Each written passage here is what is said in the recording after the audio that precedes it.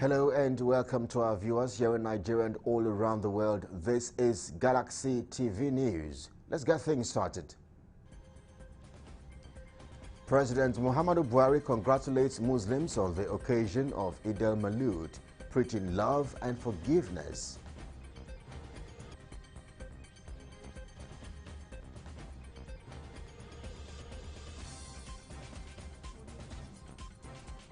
Plus, Lagos Judicial Panel on Restitution for Victims of SARS-related abuses concludes findings and recommends compensation for victims.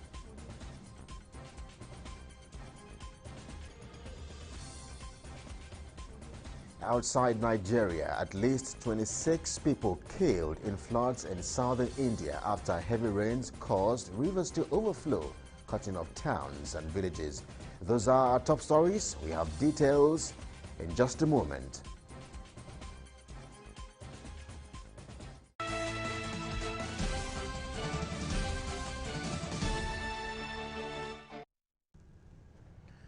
Now, wherever you're watching from around the world, we are live from our headquarters here in Lagos, Nigeria. I am Kelly Egiga. On our first story, President Muhammadu Buhari has urged the media to address the tone, content and standards of reporting into security and safety measures. In a statement signed by the Senior Special Assistant to the President on Media and Publicity, Garba Shehu, on Monday, Buhari said the term, quote, rising insecurity should be replaced with the reality of declining insecurity.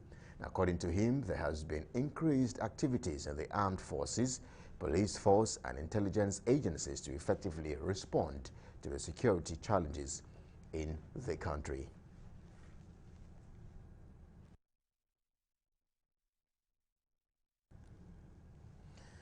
And let's stay with the presidency for a moment, as President Muhammadu Buhari has felicitated with Muslim Ummah Nigerians of all faiths and followers of Islam over the world on the occasion of the birthday of the Holy Prophet Muhammad.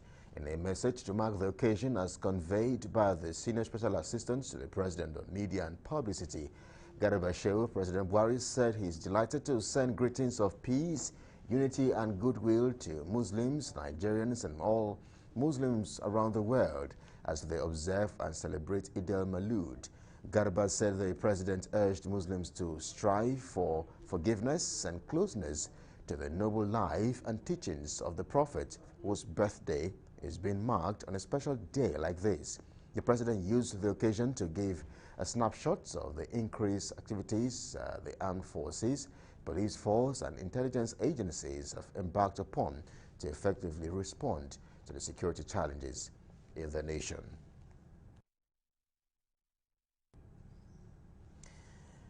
In the same vein, Senate President Ahmed Lawan has congratulated Muslims on the occasion of the Eid al-Maulud, which commemorates the birth of the Islamic prophet Muhammad. Lawan, in a statement on Monday by his special advisor on media, Ola Awoni, said the occasion should remind Muslims and all people of faith of the virtues of peaceful coexistence, love and tolerance as taught and lived by the Holy Prophet. The Senate President reminded those celebrating to continue to observe the COVID-19 health protocols during and after the celebrations. He also called for prayers and support for law enforcement and security forces.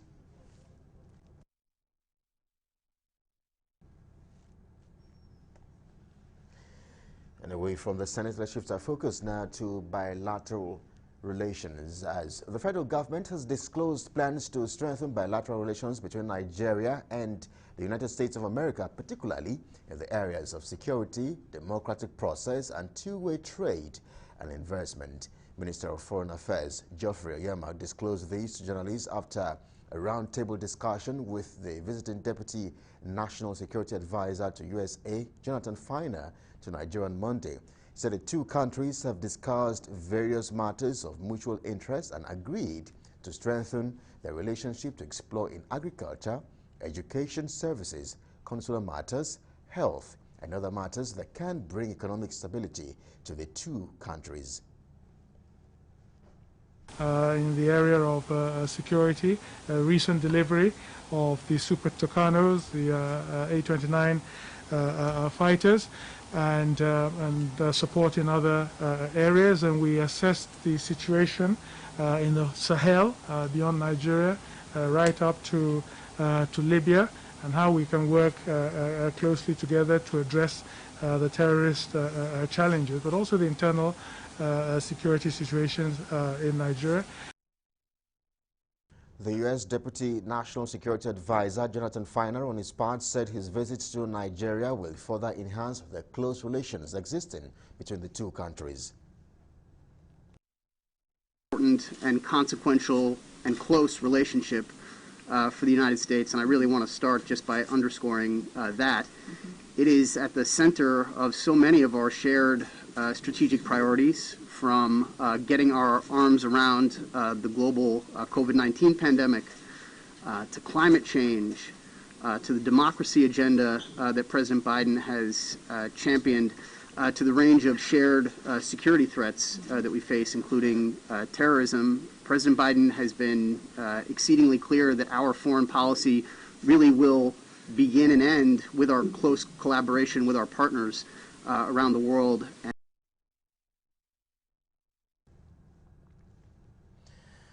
And away from bilateral relations, let's shift our focus to education stories. The Federal Ministry of Education has unveiled activities to commemorate the 4th International Conference on Safe Schools Declaration based on the theme, Ensuring Safe Education for All. Minister of Education Adamu Adamu at a ministerial press briefing in Abuja on Monday to commence the activities marking the occasion said it's a biennial event with overreaching aim of taking stock and reviewing progress in implementation of the Safe Schools Declaration, SSD, as well as encouraging commitment and action in protecting education from attacks. Adamu was represented by the ministry's permanent secretary, Sonny Etono, also added that with incessant attacks on education, which is further compounded with the COVID-19 situation, there is need to better protect education for improved educational outcomes. Build on previous conferences by galvanizing support for the Safe Schools Declaration and monitoring UN member states' progress in carrying out these declarations' commitments to better protect learners and learning institutions. The conference will also serve to maintain and amplify momentum of the Safe Schools Declaration and its commitment to make safe education for all a reality. However, disclosed that children and young people will participate meaningfully by sharing how attacks impacted educational opportunity and providing recommendations to decision makers come October 25 and 27, 2021.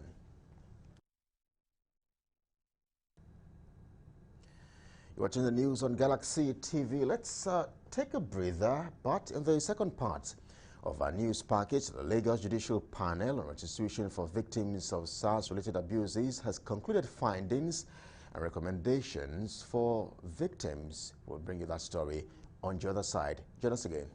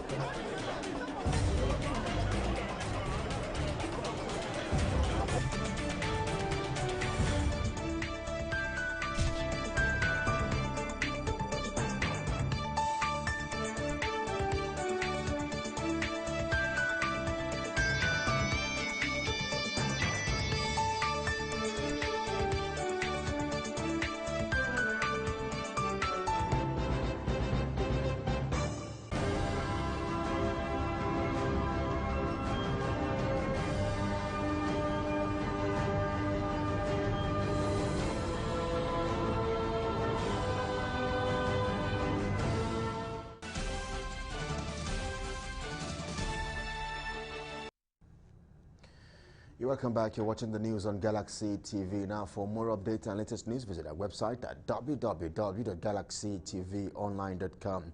or subscribe to our YouTube channel at youtube.com/Galaxy TV Nigeria. You can follow or interact with us on our Facebook page at facebook.com/Galaxy TV. Don't forget to follow and tag us on our Instagram page at Galaxy TV. If you have breaking news around you, you can avail our eyewitness feature via WhatsApp. Simply share a story by sending short clips or videos of the news on 0818 666 669. Our social media platforms are user-friendly and can always accommodate your life update and comment. And now to other stories.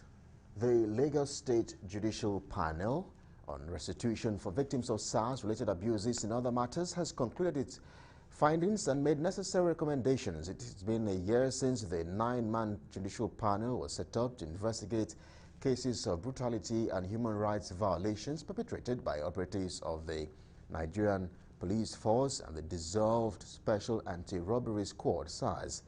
Galaxy's Daniel Tanimu reports that Justice Doris Okowobi, who gave her final recommendation, says more of the petitioners and their witnesses were absent and their cases had to be closed due to the limited time the panel had to conclude its report.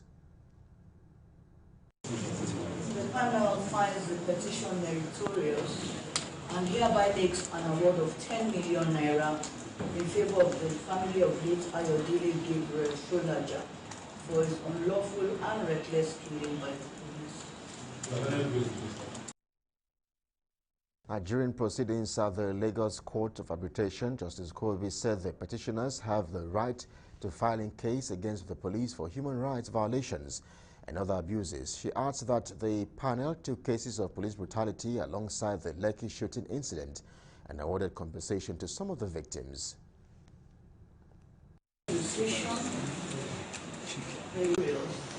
And hereby makes an award of 4 million naira in favor of the petitioner.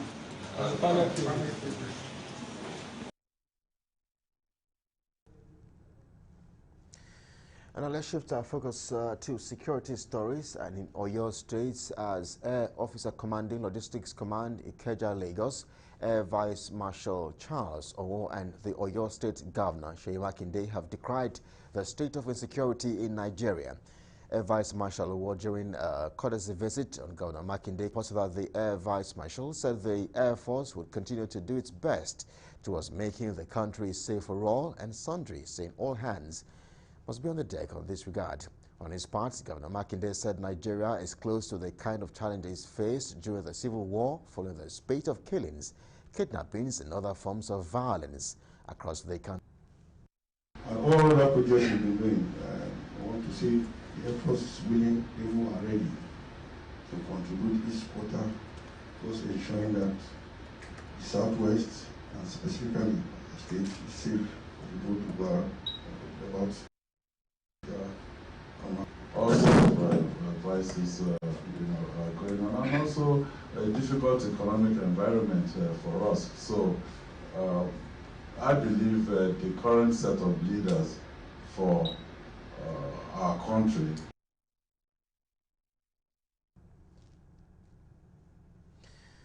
And from Oyo, let's take you to Ogun State, where the police command on Monday paraded 18 suspects for various crimes, including kidnapping, armed robbery, and murder. APC held on a Saturday in Abeokuta. The Commissioner of Police, Larry Bankole, who paraded the suspect at the state police headquarters, said they were arrested across the state. Bankole said the alleged political hoodlums were arrested while the Congress was in progress, with one pistol loaded with 5 live ammunition and another locally fabricated revolver pistol. The CP also paraded 3 teenage robbers who allegedly killed a motorcyclist and carted away with his bike. The Elos van was stopped, and the people there looked like persons of questionable character. And upon sighting the police, they seemed to be hiding something in the vehicle. The vehicle was subsequently stopped and properly searched. Lo and behold, one English Beretta breech number PT92 AFS with 5 live ammunition was recovered from the vehicle.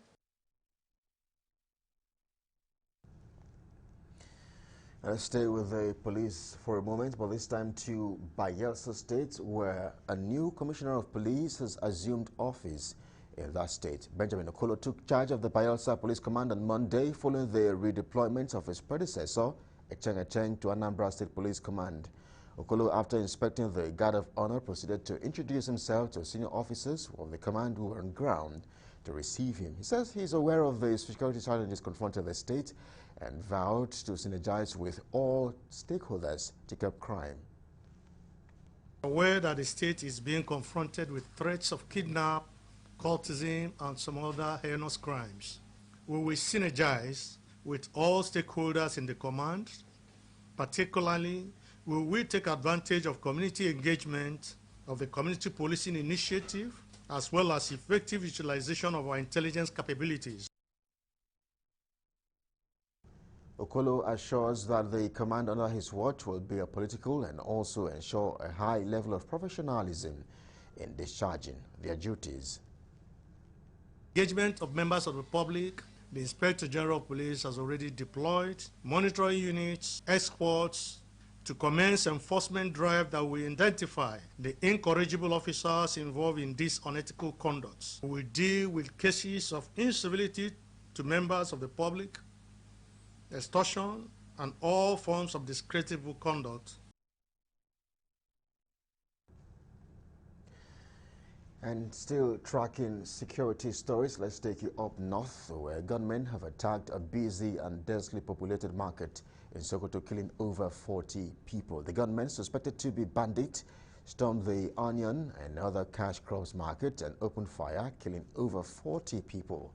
A village head in the area said vigilantes in the area left the town in search of the attackers, not knowing that the gunmen were also preparing an attack. He said 42 bodies were brought to Goronyo General Hospital. He equally said the numbers of victims are expected to rise as bodies were still being searched as at the time of this report in nearby rivers and bushes around the town. Meanwhile, the Sokoto State Governor Aminu Tambuwal confirmed the attack but said they are still counting the number of people so far killed in the state.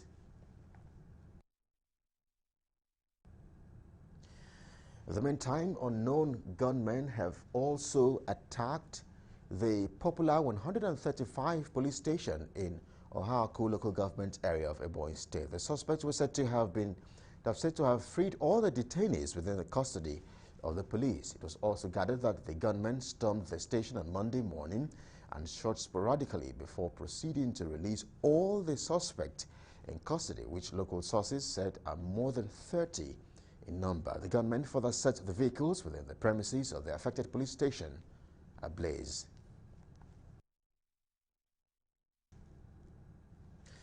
Now, away from security stories, let's shift our focus back to court matters, as the Federal High Court sitting in Abuja has ordered the immediate release of the passport of former Governor of Rivers State, Peter Odili, to him. In a judgment delivered by Justice Inyangekwa on Monday, the court also declares the seizure illegal and unconstitutional. Galaxy's Godfrey Ishemoge reports. Peter Odili, former Rivers State Governor for 2 terms, had his passport seized by personnel of the Immigration Service at the Nnamdi Azikiwe International Airport, Abuja, on 20th June this year upon arrival from a trip to the United Kingdom. The grounds for the action was that Mr. Odili was on the EFCC corruption watch list. This therefore prompted illegal action against the Nigerian Immigration Service and its Comptroller General, as the former Nigerian governor sought to have his travel papers returned. And in its judgment, the court ordered the immigrations to tender an unreserved apology as well as restrain it from constituting a hindrance to his right of free movement within the country. The court also restrained the service from harassing Mr. Odili, including barring him from future travels out of the country. Justice Eko stated that the action of the Immigration Service was in breach of the Immigration Act, as having someone on a watch list does not call for seizure of passports. Ifede Adedipe SAN is a counsel to the complainant. We are very pleased with the judgment. It represents, in our opinion, what the state of the law is. The lawlessness being displayed by government agencies ought to be stopped. And this judgment is a demonstration of the fact that the courts are alive to their responsibilities to help sanitize our society and reorder our movements. In this particular case, it is rather strange, if not downright cynical, that the immigration services will be arguing that someone directed them, not a court judgment, not a court order, not the minister, just a letter, according to them, a letter which was never produced in any event. So we are pleased with the judgment, and we hope that they will do the needful and respect the judgment of the court. Godfrey Eshemoge, Galaxy News, Abuja.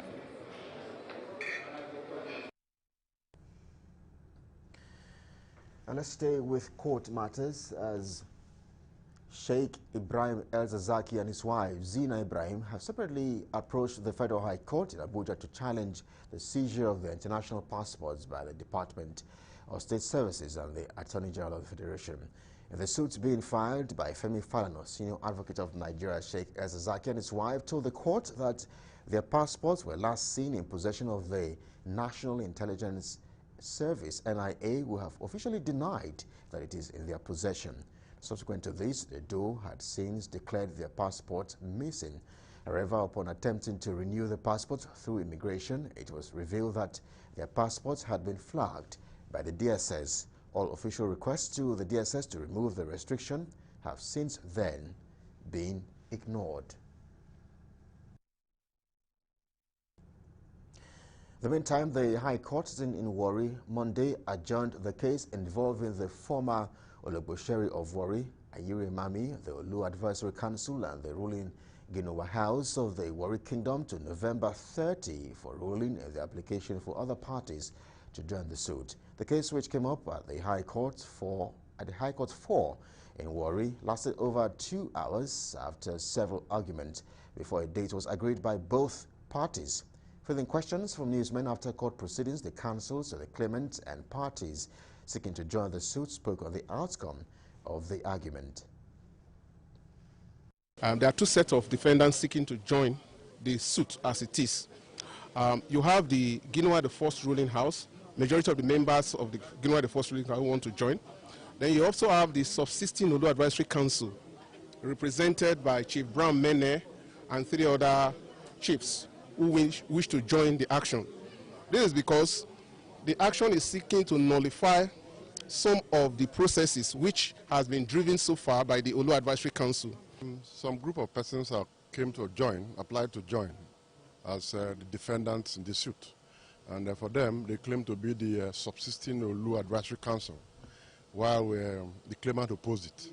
We, the lawyers, opposed that there's no entity known as members of subsisting Olu Advisory Council. That what we have is Olu Advisory Council.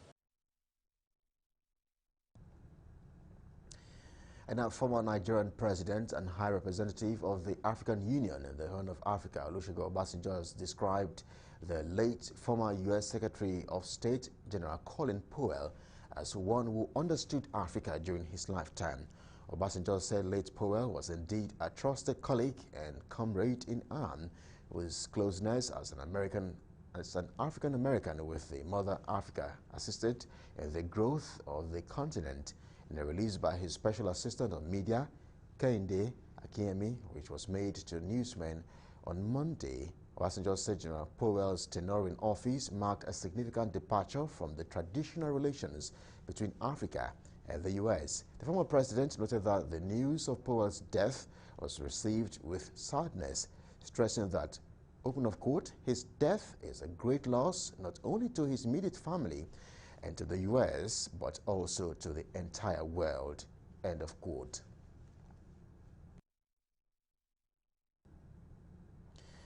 You're watching the news on Galaxy TV. Let's take yet another break. We'll be back in just a moment with more stories. Please stay with us.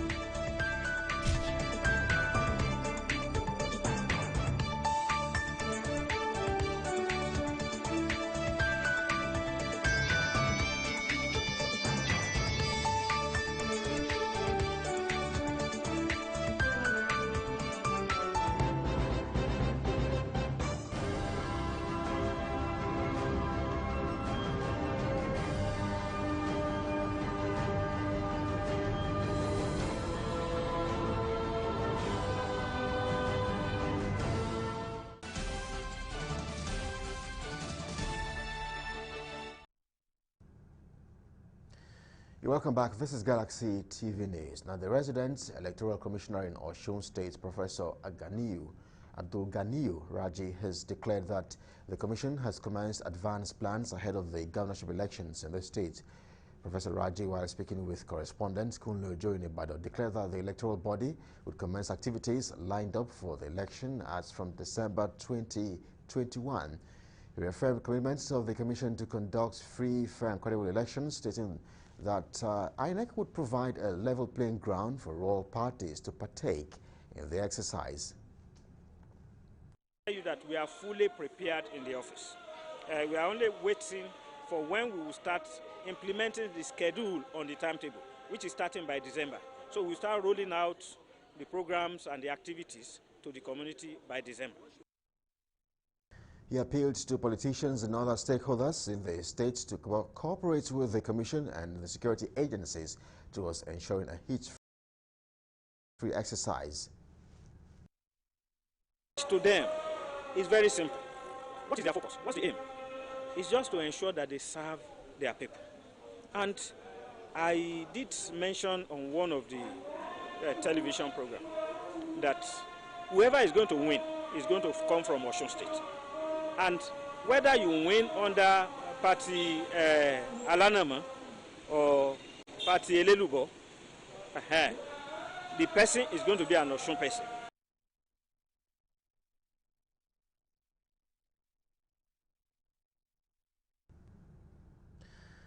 The Oyo State government and the International Federation of Women Lawyers have called on those in charge of the criminal justice system to rise up against spate of violence against women and children. The special advisor to Governor Seyi Makinde on community relations, Josiah Olufemi, while speaking at a sensitization meeting on violence against persons prohibition law recently passed by the state government, said the government will continue to collaborate with appropriate bodies towards ensuring effective implementation of the law. Correspondent Kunle Ojo reports that Olufemi and the chairman of FIDA in Oyo State, Yemisi Collins, said all hands must be on the deck towards strengthening the criminal laws in the state in order to protect the rights and privileges of the vulnerable groups in the society.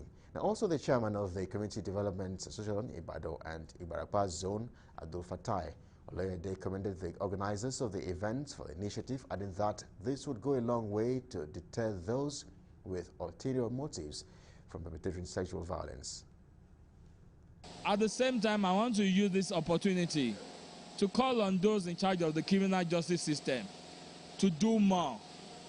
They should go after people behind petty thieves. It's to sensitize our communities on the essence of violence against persons prohibition law, the law that has just been passed in Oyo State in January this year. Of course, before the state starts using the law, our communities need to be aware of the law and be sensitized on the usefulness of the law and how the law is going to be working against certain crimes that are specified in that law. Because we are going to our various homes and centers now to report back, it will reduce it. It will reduce the criminal idea they are using. We will tell many people at our community level.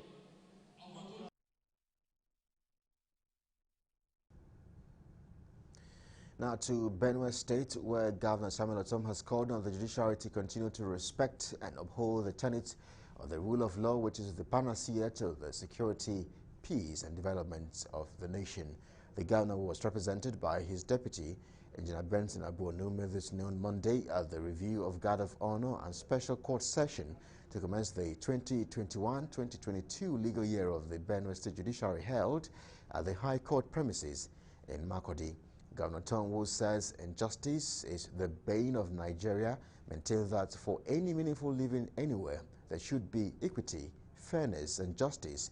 The governor, while attributing the last nationwide EndSARS protests to the total disregard for or near absence of the rule of law, said the protests were clear signals and warnings that the country needs to respect and enforce the rule of law to have enduring security, peace and development.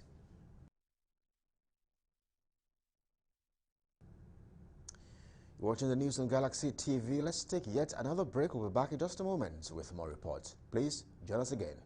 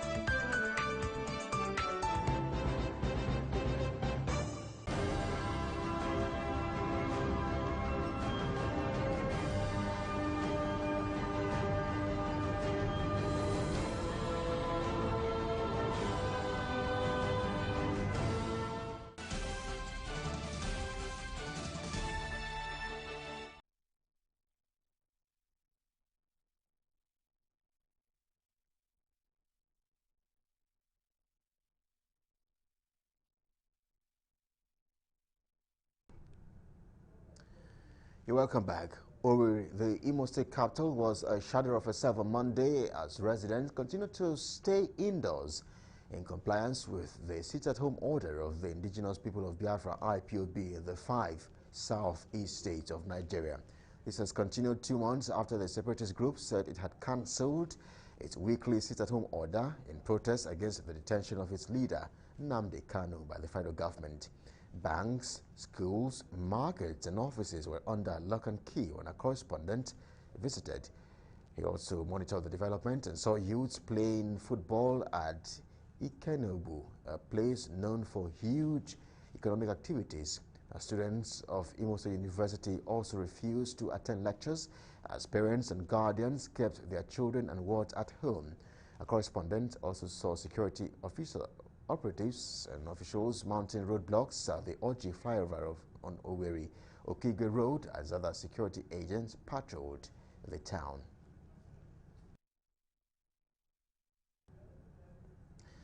And away from security stories, the Inspector of Taxes Forum in Ogun State says it has submitted a proposal to the state government on how the state can generate additional 21 billion naira as revenue from 1.5 million taxpayers from the informal sector within 6 years. The chairman of the forum, Asiwaju Adeleke Alaba, made this known during the 2nd year anniversary of the forum in Abeokuta, the Ogun State capital. Correspondent John Felix reports. The Inspector of Taxes Forum says for Ogun State to meet its financial obligations in the face of dwindling revenue allocation from the federal government, the state must look inward to improve its internally generated revenue by developing new innovations that will bring more taxpayers into the state's revenue net.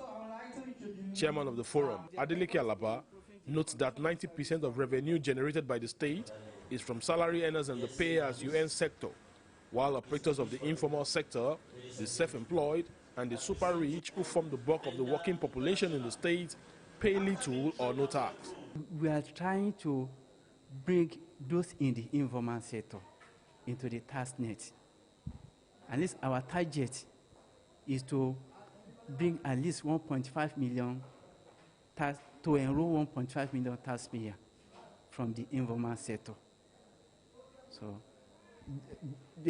those informal sector span across all occupational groups, the medical, doctors, the lawyers, and the artisans, and they constitute the bulk of the population. So presently, almost 90% of revenue generated from OGIRS is from pay-as-you-earn sector by employees in the public and private sector. And those in the informal sector, the self-employed, pay little or no tax. And tax is civic responsibility. So attempt to bring them into the tax net is a right step in the right direction. On his part, the executive chairman of Ogun State Internal Revenue Service, Olugbenga Olaleye, says the state has put mechanism into place to stop multiple taxation by working with the local government councils to harmonize tax payable by the working class in the state. Olaleye further commends the forum for coming up with the proposal. He says the only sustainable source of revenue generation for any economy is taxation. We are using this platform of this association to be able to reach out to members of those associations to be able to really get them into paying their taxes in form of direct assessment. They are not pay as you earn in terms of 30 days, make a month or whatever, but direct assessment then is able to really assess their net worth, charge them some level of tax, and we are working starting from some that are like a minimum tax process, at least pay something as a minimum.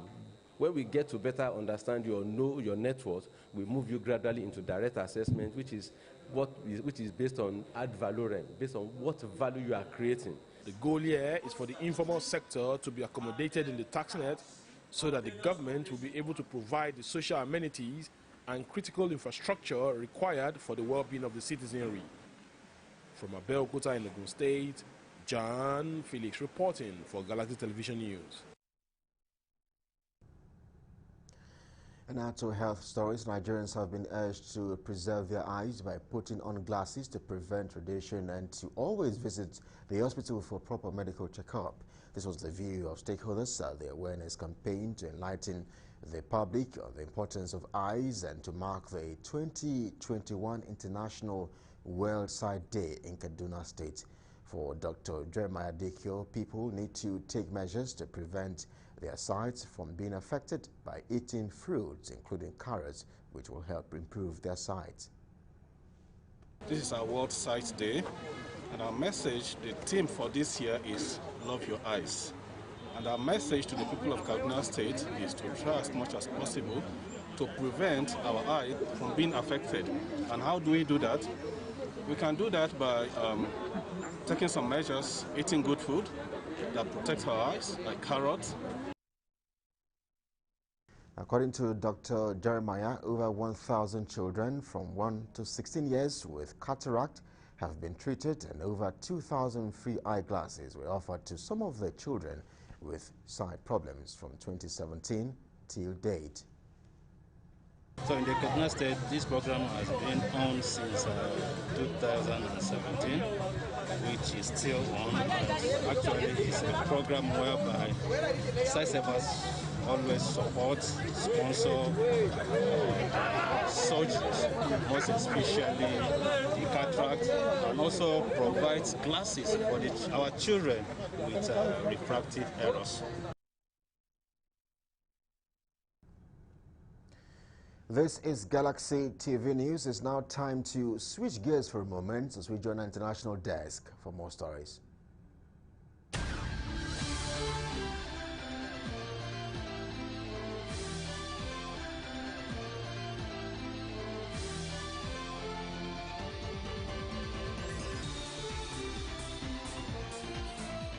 Welcome to our international news. At least 26 people have been killed in floods in southern India after heavy rains caused rivers to overflow, cutting off towns and villages. 5 children are among the dead. There are fears the death toll could rise further as many people are missing. Several houses were washed away and people became trapped in a district of Kottayam in Kerala state. A video for the area showed bus passengers being rescued after the vehicles was inundated with flood water. Kottayam and Idukki are 2 of the worst affected districts in the state. Days of heavy rainfall has also caused deadly landslides. Swollen rivers have washed away bridges connecting many small villages.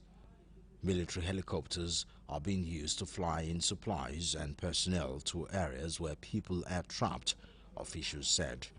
Thousands of people have been evacuated and 184 relief camps have been set up across the state where over 8,000 people are being provided food, bedding and clothing. The government has also announced financial aid for those who have lost houses and crops. It has decided to leave the decision of whether various dams in the state should be opened to an expert committee.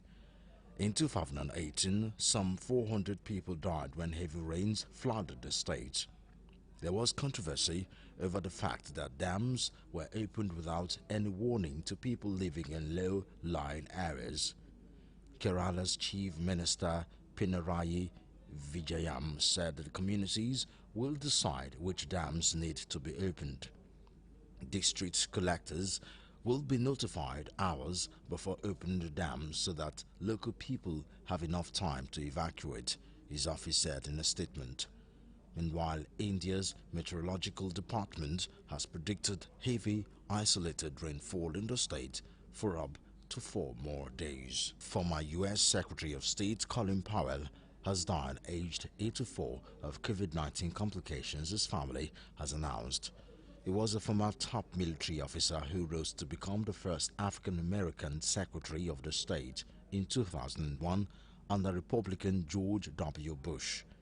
Quote, "We have lost a remarkable and loving husband, father, grandfather, and a great American," a statement said. "We have to thank the medical staff for their caring treatment," it added. The statement said that he had been fully vaccinated against COVID.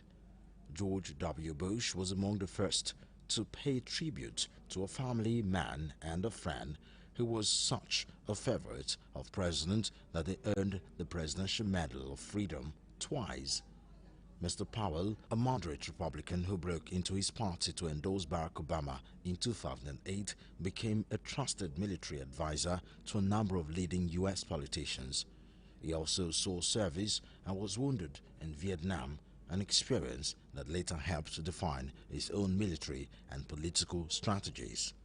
However, for many, he is associated with the role he played in garnering support for the Iraq War, admitting a speech to the United Nations Security Council using faulty intelligence was a blot in his record. Still on our international news, the flame for the Beijing 2022 Winter Olympics was lit on Monday in a ceremony as human rights activists protested nearby. Several protesters with banners managed to get into the event being held at by security. A number of others were reportedly detained by police outside. It is the latest demonstration around the Games which has seen boycott calls by some human rights groups. Some U.S. lawyers have also urged the International Olympic Committee, IOC, to postpone and relocate the event from Beijing because of China's reported human rights abuses. Monday's ceremony, trailing the start of the Games in February, was attended by senior IOC figures including the body's president, Thomas Bach. Mr. Bach experienced confidence that Games would go ahead as planned. Speaking at the ceremony on Monday, he said the event could be an important moment to bring the world together in a spirit of peace, friendship and solidarity. China has long been accused of suppressing cultural and religious freedom in Tibet, a remote and mainly Buddhist region. The government denies the accusations and says Tibet has developed considerably under his rules. The ceremony itself was not interrupted by the demonstration. The event was being held with a limited audience, including Greek President Sakaralopoulou, because of the coronavirus pandemic. And finally, in our international news, there have been airstrikes in the city of Mekelle, the capital of Ethiopia's war-torn Tigray region, resident and rebel officials have told journalists. Federal forces have been fighting the Tigray People's Liberation Front, TPLF, in the north of the country for nearly a year. Kintaher Gebrehiwot, a member of the TPLF Central Committee, told reporters that Monday morning's bombardment happened in two parts of the city. In the first strike on Mekelle's outskirts at around 9:30 local time, 3 civilians were killed and dozens were wounded, Mr. Kindeya said. The second airstrike hit a busy public markets and dozens were injured, he added. Residents have also told reporters about the airstrikes, and social media users have posted pictures allegedly showing the damage caused. The mobile phone network is not working in Tigray, and it is difficult to independently confirm the claims. In a comment to newsmen, the Ethiopian government denied it was behind the reported bombardment. Quote, "Why would the Ethiopian government attack its own city? Mekelle is an Ethiopian city." Legacy Tulu, who leads the government communication service, is quoted as saying. And that is our international news.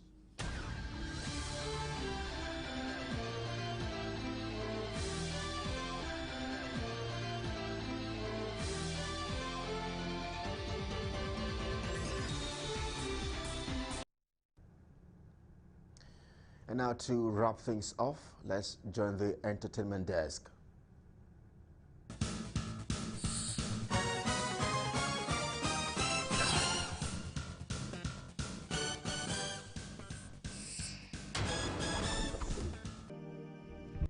Welcome to Entertainment News. Billionaire daughter Florence Otedola aka DJ Cuppy is finally a student at the prestigious Oxford University, and she shared some photos to celebrate the news on her social media page. In the caption that accompanied her post, the Jollof on the Jet crooner described her matriculation as huge. Congratulations to you, DJ Cuppy.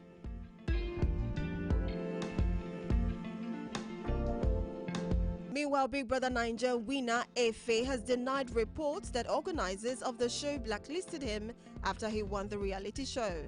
Recall that a few weeks ago, media personality Noble Igwe in a tweet posted suggested that Efe, who won the reality TV show in 2017, was blacklisted by the show organizers after he sat in his car and asked for the head of organizers to meet him before he comes out. However, in a statement released this morning, Efe said such never happened and that he has a healthy relationship with the show organizers.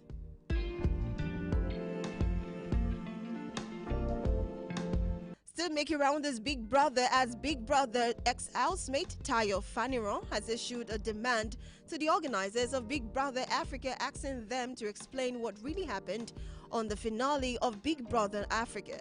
He claims that he's been hearing that he was robbed and he lived with the pain for the past 7 years. He added that he now wants proof or explanation from the organizers of the show to know what really happened to him on the finale of Big Brother Africa, because he got information that he got robbed. He said he couldn't fight in the past because he was silenced and now wants answers. Tayo took part in the 9th and the final season of Big Brother Africa in 2014. He was a runner-up, while Tanzanian actor Idris Sultan emerged winner.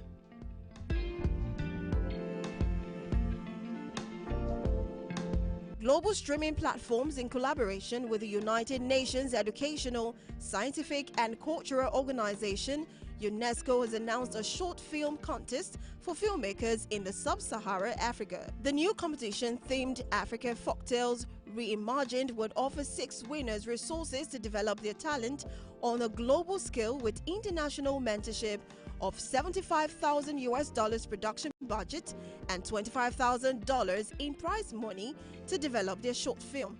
Confirming the competition, UNESCO Assistant Director General for Culture Ernesto Otone said the organization had approached Netflix as part of the continent's first comprehensive mapping of the film and audiovisual industries. Ben Amadassan, Netflix Director of Content in Africa, said that Africa has a rich storytelling heritage and a wealth of folktales that has been passed down for generations. To be considered, applicants are directed to provide a 500-word descriptions of the proposal, as well as links to evidence of audiovisual work they have produced. The contest will be open until November 14, 2021.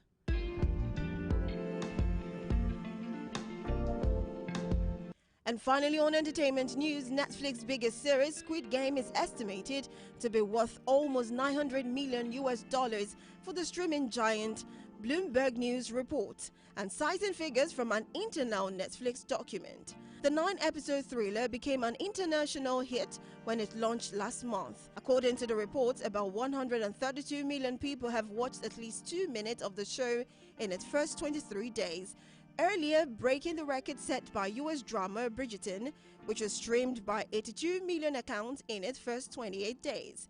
California-based Netflix estimated 89% of people who started the show watched more than one episode.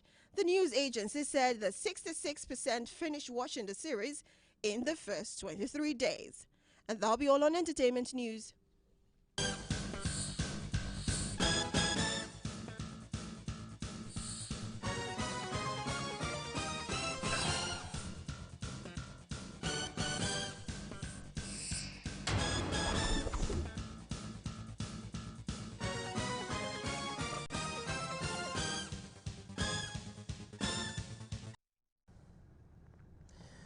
And the entertainment news does it for us. But for more updates and latest news, visit our website at www.galaxytvonline.com or subscribe to our YouTube channel at youtube.com/GalaxyTV Nigeria. You can follow or interact with us on our Facebook page at facebook.com/GalaxyTV. Don't forget to follow and tag us on our Instagram page at GalaxyTV. If you have breaking news around you, you can avail our eyewitness feature via WhatsApp. Simply share your story by sending short clips or videos of the news at 0818 666 669. Our social media platforms are user-friendly and can always accommodate your life update and comment. And that's your Galaxy TV News at this time. On behalf of the production team and everyone here, thank you so much for your company. We urge you to please keep safe. I am Kelly Egiga, and I'll see you again next time. Bye.